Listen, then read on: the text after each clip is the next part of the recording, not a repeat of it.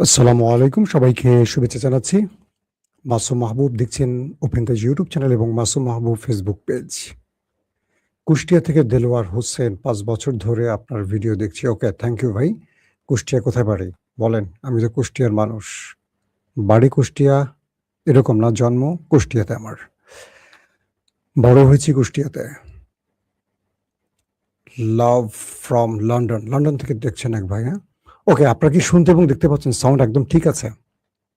আমাকে একটু কমেন্ট করেন যে সাউন্ড আজকে ঠিক আছে কিনা। খুলনা থেকে, ওকে। আজিমপুর, ঢাকা থেকে জেবুন্নেসা।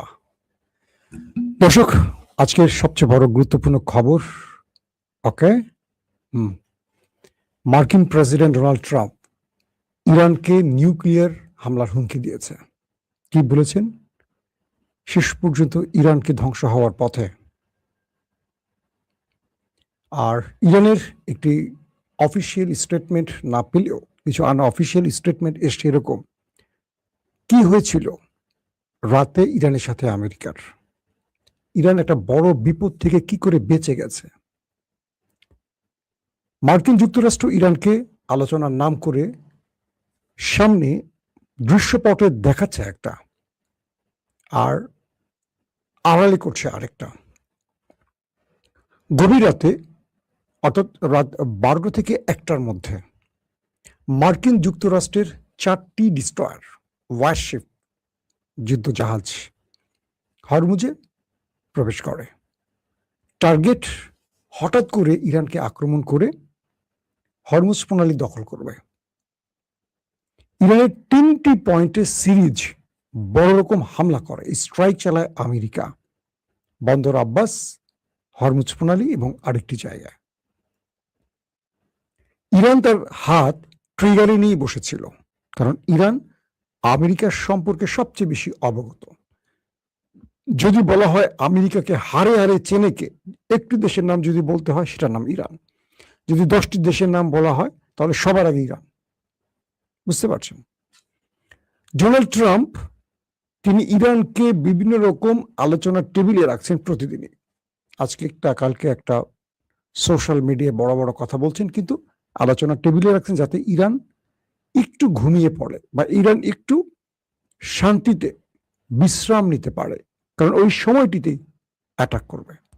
মুসলিম হিস্ট্রি যারা পড়েছেন কম বেশি, তারা জানবেন যে মুসলমানদের সাথে সেই বদর, উহুদ, খন্দক থেকে শুরু করে আজ অবধি ওই বিশ্বাসঘাতকরা পেছন থেকে এভাবেই কাজ করতে চায়। সেটা অটোমান বলেন, ওসমানী বলেন, উমাইয়া বলেন, সেলজুক বলেন, হ্যাঁ, যত সাম্রাজ্য আছে দেখবেন ওরা এই কাজটি করে। কিন্তু মুসলমানরা যারা ইমানের শক্তিতে বলিয়ান, তারা কখনো হাত ট্রিগার থেকে সরায় না। তো ইরানের গুরুত্বপূর্ণ কয়েকটি স্থানে অ্যাটাক করে, হরমুজ দখলের চেষ্টা করে। ইরান তখন সঙ্গে সঙ্গে পাল্টা প্রতিরোধ করে, অর্থাৎ ইরানকে অ্যাটাক করে যখন দুর্বল করবে এইরকম একটি অবস্থা, ইরান সেখান থেকে অল্প সময়ের মধ্যে ঘুরে দাঁড়ায়। ইরান বলছে পৃথিবী হয়তো জানছে না, কে বলছে? ইরান। আসলে কি হয়েছিল সেই রাতে? ইরান বলছে রাত 1টা থেকে ভোর 6টা পর্যন্ত আমেরিকার সাথে ইরান লড়াই করেছে। রাত 1টা থেকে ভোর 6টা পর্যন্ত, এই গভীর রাতে এবং রাত থেকে ভোর হয়ে যায়, আমেরিকার প্রত্যেকটি অ্যাটাককে মোকাবেলা করে পাল্টা অ্যাটাক ইরান করেছে।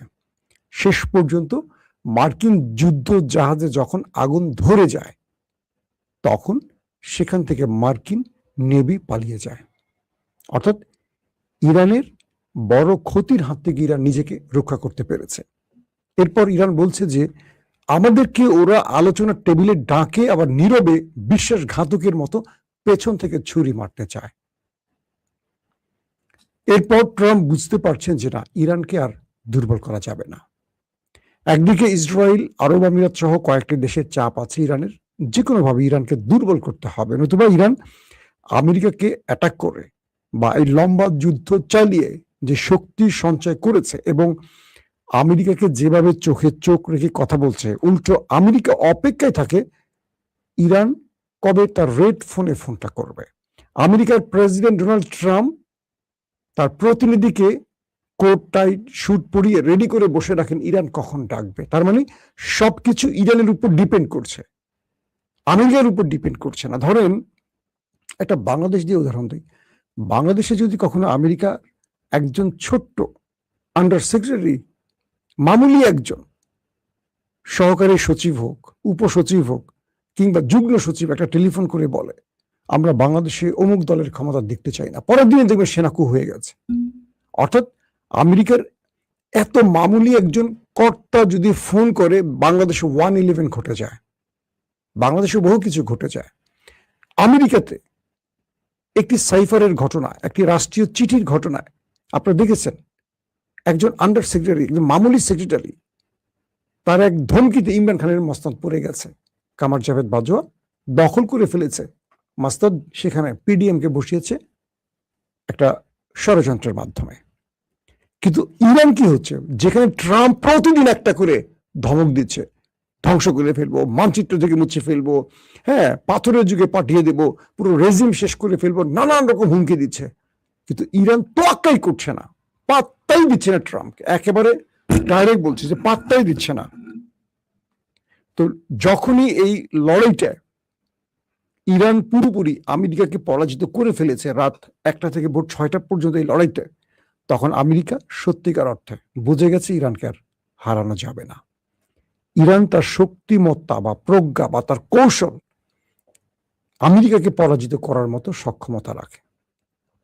ইরানের হয়তো আমেরিকার মতো আধুনিক অস্ত্র নেই, F-35 নেই, প্যাট্রিয়ট নেই, থার্ড নেই, কিন্তু ইরানের কৌশলে এখন পর্যন্ত ইরানকে আমেরিকার বিরুদ্ধে বিজেতা হিসেবে দাঁড় করিয়ে রেখেছে, বিজয়ের আসনে বসিয়ে রেখেছে।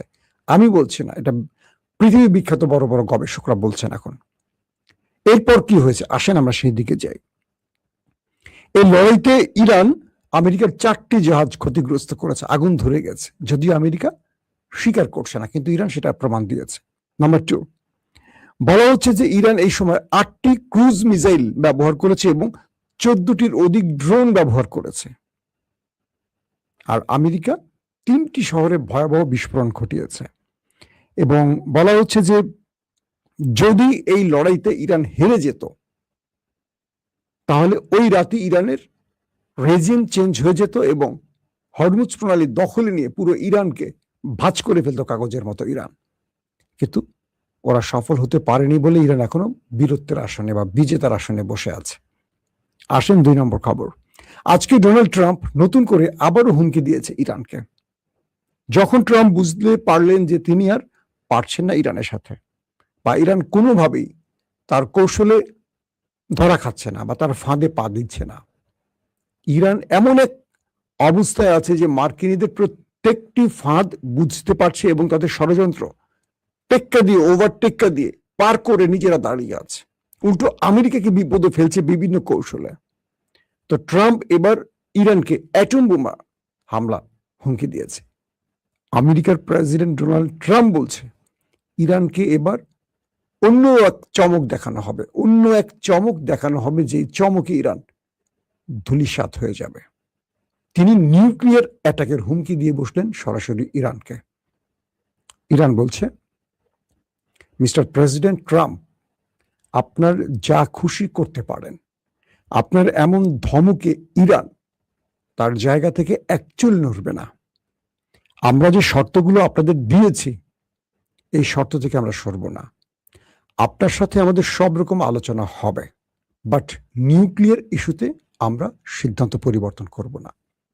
ওই যে বললাম, মুস্তফা খামেনি তার বাবার মতো লম্বা সময় ক্ষমতায় ছিলেন না।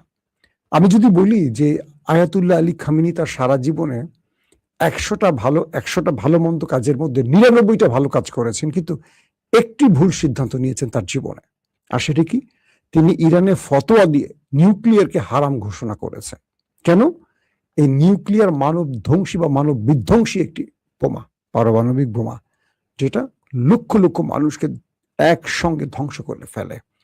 তাই ইরানের মধ্যে তিনি এটাকে মাসালা দিয়ে হারাম ঘোষণা করেছিলেন, যে কারণে ইরান কখনো নিউক্লিয়ার তৈরি করেনি। যার ফলশ্রুতিতে আজকে আমেরিকা, ইসরায়েল ইরানে হামলার সুযোগ পেয়েছে। তারই ছেলে মুস্তফা খামেনি তিনি এসেই বলেছেন যে আজকে যদি আমাদের নিউক্লিয়ার থাকতো তাহলে আমেরিকা বা ইসরায়েল আমাদের হামলার সুযোগ পেত না। যেমন উত্তর কোরিয়ার সাথে এত উত্তপ্ত বাক্য বিনিময় হয় আমেরিকার, কিন্তু উত্তর কোরিয়া একটা টোকাও মারে না আমেরিকা, কারণ তার কাছে লং রেঞ্জ মিসাইল আছে, তার কাছে পারমাণবিক আছে, হরেক রকমের মিসাইল আছে এবং হরেক ওয়ারহেড আছে, পাশাপাশি নিউক্লিয়ার আছে। এক নিউক্লিয়ারের জন্য উত্তর কোরিয়ার সাথে কখনো পাঙ্গা নেয় না। তো ইরান এখন এই নিউক্লিয়ার যেটা তাদের কাছে সমৃদ্ধকরণ আছে, প্রায় 60% ইউরেনিয়াম সমৃদ্ধ করা আছে, এটি 90% হলে একটি পারমাণবিক বোমা তৈরি করা যায়। তো বিশেষজ্ঞরা বলছেন যে ইরান এই যুদ্ধের মধ্যেই তার আন্ডারগ্রাউন্ডে বসে হয়তোবা নিউক্লিয়ার তৈরির চূড়ান্ত সিদ্ধান্তে আছে। এখন এখানে দুরকম তথ্য পাওয়া যায়। এক, হয় ইরান তৈরি করে ফেলেছে, এই জন্য ইরান আমেরিকাকে তোয়াক্কা করছে না, কারণ যখনই আমেরিকার নিউক্লিয়ার অ্যাটাকের চূড়ান্ত সিদ্ধান্ত নেবে ইরান জানবে, দেখা যাবে সেই দিন ইরান রাতে কোন একটি জায়গায় নিউক্লিয়ার অ্যাটাক মানে পরীক্ষা চালিয়ে বসবে। হতে পারে ইরান একদম চূড়ান্ত পর্যায়ে আছে, তৈরির একদম কাছাকাছি আছে, নানান রকম বাধা বিপত্তির জন্য হয়তো পারছে না, সেখানে হয়তো ইরান আছে, হয়তোবা ইরান করে ফেলেছে জানাচ্ছে না, ইসরায়েলের মতো। এরকম অনেক তথ্য আসে, তথ্য তো আমার বানানো না, অনেকেই বলেন যে ভাই সে অনেক আগে থেকে শুনছি, কিন্তু কই দেখছি না তো। ইসরায়েল যে পারমাণবিক শক্তির মালিক আমরা সবাই জানি, কিন্তু ইসরায়েল বলে, অ্যাডমিট করে। Anything wrong? তো এই অবস্থার মধ্যে ভাই ভারত বাংলাদেশের উপর দিয়ে মিসাইল ছুড়েছে 8/5/26। হ্যাঁ, এটা নিয়ে আজকে আমি খবর দিয়েছি, আপনারা দেখেছেন কিনা একটু ভালো করে চেক করবেন। দুপুরের দিকে আমি একটি খবর দিয়েছি, আপনারা হয়তো মিস করেছেন। তো এই পর্যায়ে এসে মার্কিন প্রেসিডেন্ট বুঝতে পারছেন যে ইরানকে আর কোনো কিছুতে মোকাবেলা করা যাবে না। 40 দিনের যুদ্ধে ইরানকে পরাজিত করা যায়নি, রেজিম চেঞ্জের চেষ্টায় ব্যর্থ হয়েছে। ইরানকে এই পর্যন্ত সিরিজ ডেডলাইন দিয়েও ইরান পাত্তা দেয়নি, হরমুজ প্রণালীতে ব্লকেট তৈরি করেও ইরানকে পরাজিত করা যায়নি। সব রকম চেষ্টার পর যখন আমেরিকা ব্যর্থ হলো, আমেরিকার হাতে একটি কার্ড আছে, নিউক্লিয়ার অ্যাটাক। কারণ কয়েক মাস পরে মার্কিন যুক্তরাষ্ট্রের মধ্যবর্তী নির্বাচন, আর ট্রাম্পের জনপ্রিয়তা 30-35% আছে এই মুহূর্তে। তো ট্রাম্প ফেস সেভিং শুধু নয়, একটি বিজয় ছাড়া আগামী নির্বাচনে জনগণের কাছে দাঁড়াতেই পারবে না। স্বয়ং তার দল রিপাবলিকান শিবিরে তার জনপ্রিয়তা 35%-32% এসে দাঁড়িয়েছে। এখন ট্রাম্প এই একটা অবস্থায় আছে। পাশাপাশি ট্রাম্পের মূল পরিকল্পনাটা কি? ইসরায়েল বারবারই চাপ দিচ্ছে ট্রাম্পকে, একটা নিউক্লিয়ার অ্যাটাক করে বসেন, একটা নিউক্লিয়ার অ্যাটাক করেন। অর্থাৎ ইসরায়েল প্রতি মুহূর্তে আমেরিকাকে চাপ দিচ্ছেন। ইসরায়েল আমেরিকাকে নতুন যে বুদ্ধিটা দিয়েছে সেটা হলো, আপনি ইরানের মধ্যে একটা বড় অ্যাটাক করেন, নিউক্লিয়ার অ্যাটাক চালান, পুরো ইরানিরা রাস্তায় নেমে আসবে। এই সময়টাতেই সরকার বিরোধীরা রাস্তায় নেমে আসবে এবং ইরানের রেজিম চেঞ্জ ঘটানোর জন্য তারা কাজ শুরু করবে। কিন্তু মার্কিন গোয়েন্দা বাহিনীগুলোর যে তথ্য, সেই তথ্য মতে যারা বিগত সময় ইরানের এই খামেনি সরকার বা এই রেজিম পরিবর্তনে মাঠে নেমেছিলেন, শত শত মানুষ মারা গেছে। আপনাদের মনে আছে, আইন শৃঙ্খলা বাহিনীর উপর অস্ত্র তুলেছিলেন এই বিক্ষোভকারীরা, যেটা ইরানে খুব একটা হয়নি, কারণ এই কাজটি সিআইএ এবং মোসাদ করিয়েছিল, জানেন আপনারা। কিন্তু এখন এই মুহূর্তে পুরো ইরান ঐক্যবদ্ধ হয়ে গেছে। কেউ আমেরিকা ইসরায়েলের ডাকে রেজিম চেঞ্জে নামছে না। ইসরায়েলের নেতানিয়াহু বারবারই বলছেন, হে ইরানিরা ঘুমিয়ে আছে কেন, নামো, তোমাদের জন্য আমরা লড়াই করছি, তোমরা সড়কে নামো, রেজিম চেঞ্জের জন্য তোমরা তোমাদের লড়াইটা করো। কেউ নামছে না, কারণ পুরো ইরানিরা বুঝতে পেরেছে এরা বর্গী হয়ে এসছে, এরা ইরানের সম্পদ লুট করতে এসছে, ইরানকে ধ্বংস করতে আসছে। এরা সরকার শুধু পরিবর্তন না, একটা নতজানু ইরান তৈরি করতে চায়, যারা মার্কিন যুক্তরাষ্ট্রের পাপেট হয়ে থাকবে আরব রাষ্ট্রের মতো। এখন নিউক্লিয়ার অ্যাটাকের পর পুরো ইরানিদেরকে রাস্তায় নামিয়ে রেজিম চেঞ্জের একটা নাটক করতে চায় এবং এর মাধ্যমে ইরানকে পরাজিত করতে চায়। আর ইরান বলে দিয়েছে, আমেরিকা তোমার যত চেষ্টা সব করতে পারো, বাট ইরান নত হবে না। ইরান তার বিজয়কে হাতছাড়া করতে দেবে না। ইরান তার শক্তিমত্তা থাকা অবস্থা, অর্থাৎ যতদিন সে পারবে লড়াই করতে, সে শত্রুর সাথে আপোষ করতে রাজি নয়। এটি ইরান। আল্লাহ হাফিজ।